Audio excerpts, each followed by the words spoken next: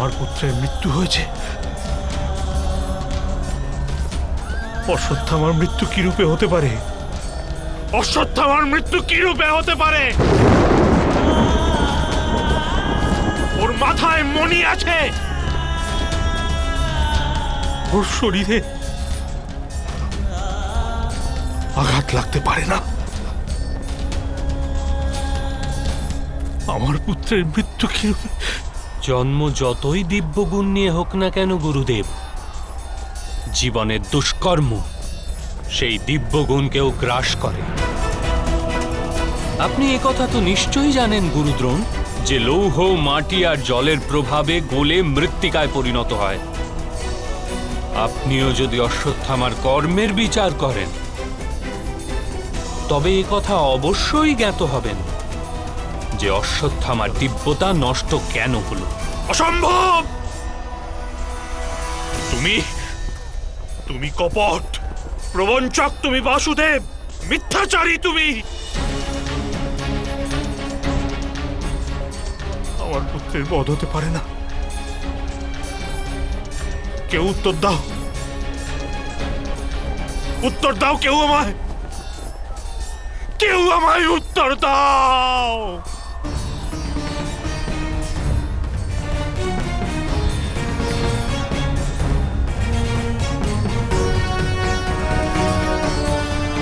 ভ্রাতা যুধিষ্ঠির, আপনি জীবনভর সত্য বলার প্রতিজ্ঞা করেছেন।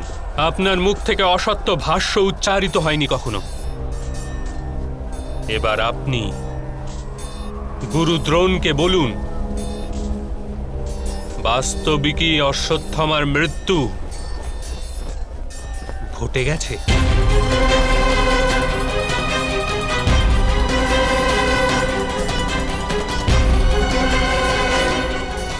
হ্যাঁ গুরুদেব, আমি স্বয়ং নিজের চোখে ভীমকে অশ্বত্থামার উপর আঘাত প্রহার করতে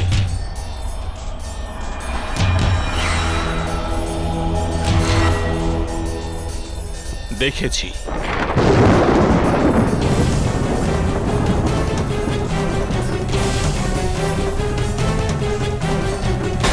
তুমি জীবনে কখনো অসত্য বলনি,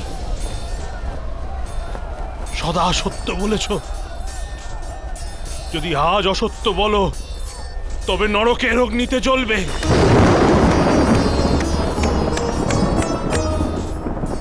সত্যি কি আমার পুত্র অশ্বত্থামা আর ইহ জগতে নেই?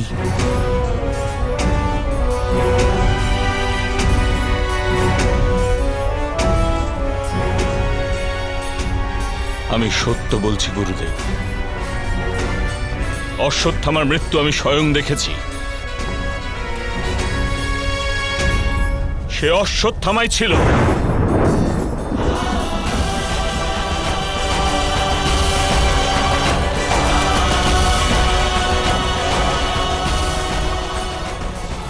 धरुवा कुंजरुवा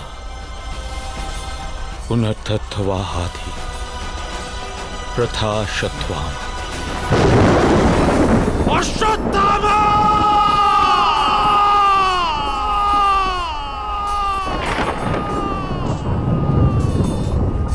পিতাশ্রী, পিতাশ্রী এভাবে আমার নাম কেন নিলেন? মিত্র অশ্বত্থামা, ওনার কণ্ঠে যে পীড়া ছিল সেটা শুনে মনে হচ্ছে হয়তো তোমার মৃত্যুর মিথ্যা সংবাদ শোনানো হয়েছে ওনাকে। না, আমি সমগ্র সৃষ্টিকে ভস্ম করে দেব।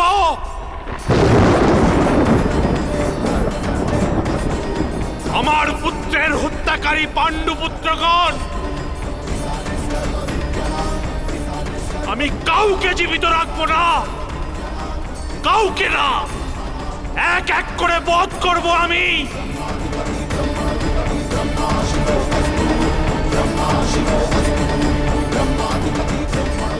ভগবান পরশুরাম নিজের সমস্ত অস্ত্রের জ্ঞান আমাকে দান করেছিলেন।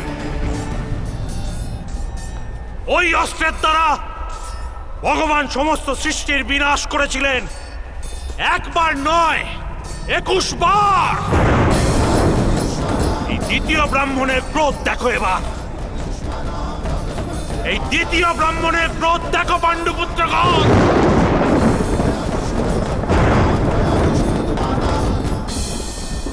আমি ভগবান পরশুরামের এই অস্ত্র দ্বারা সমস্ত সমাজকে ধ্বংস করে দেব,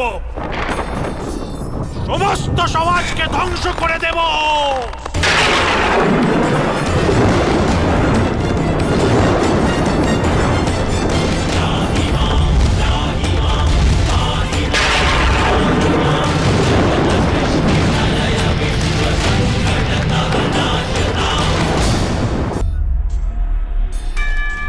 অবশ্যই সমগ্র সংসারের বিনাশ করে দিন গুরুদ্রোণ।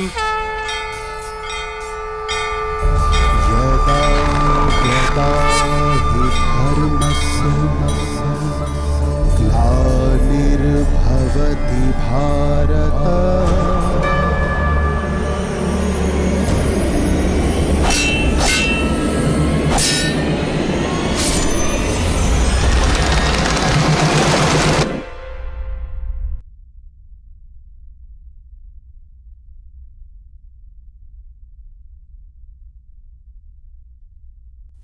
यदा यदा हि धर्मस्य ग्लानिर्भवति भारत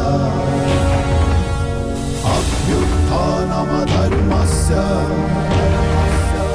तदात्मानं सृजाम्यहम्।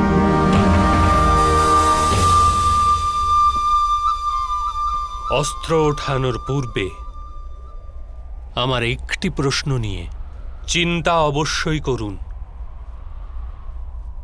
যদি আমি আপনাকে বলি যে অশ্বত্থামা মারা গেছে সে আপনার পুত্র নয়, এক হস্তি মাত্র, তাহলে কি আপনার জীবন পুনরায় মধুর প্রতিভাত হবে?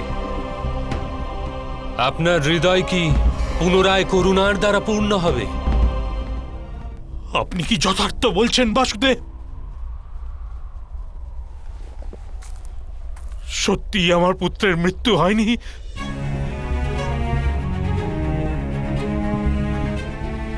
যদি আজ আপনার পুত্রের মৃত্যু না হয় তবে কাল হবে। বিশ্বে কেই বা অমরত্ব প্রাপ্ত হয় গুরুদ্রোণ? কিন্তু বাস্তবে প্রশ্ন এটি যে আপনার জীবনের সুখ দুঃখ, আশা নিরাশা, জ্ঞান অজ্ঞান সমস্ত কিছুই কি কেবল আপনার পুত্রের সাথে আবদ্ধ? আপনার জীবনের কি অন্য কোনো মূল্য নেই? আপনার জীবনের সমস্ত শক্তি, সমস্ত জ্ঞান কেবল আপনার পুত্রের জন্য? অবশ্যই আমার কারণে সে এই সংসারে এসেছে। সে আমাকে সুখ, সম্মান, ভালোবাসা দিয়েছে। আমার জীবনে তার চেয়ে বেশি গুরুত্বপূর্ণ কেউ নেই। এক পিতা কি তার পুত্রকে অধিক স্নেহ দিতে পারে না? তাহলে বিচার করুন গুরুদ্রোণ, যে পুত্রের প্রতি আপনার এত অধিক ভালোবাসা তাকে বাস্তবে আপনি কি দিয়েছেন? সম্পত্তি দিয়েছি, সুখ দিয়েছি, রাজ্য দিয়েছি। সংস্কার দিয়েছেন, বিদ্যা দিয়েছেন, ধর্মের জ্ঞান দিয়েছেন গুরুদেব। তাকে কি কিছু এরূপ দিতে পেরেছেন যাতে তার আপনার সুরক্ষার আবশ্যকতাই না হয়?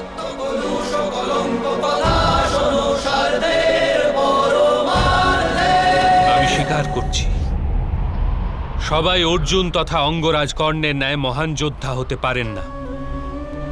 কিন্তু আপনি নিজের পুত্রকে উচিত সিদ্ধান্ত নেওয়ার শিক্ষা তো দিতেই পারতেন।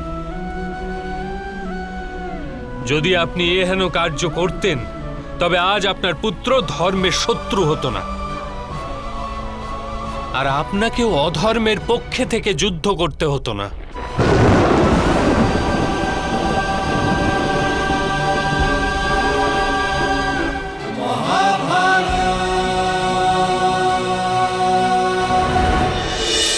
আজ সময় আছে উচিত সিদ্ধান্ত গ্রহণ। মোহ পরিত্যাগ করুন।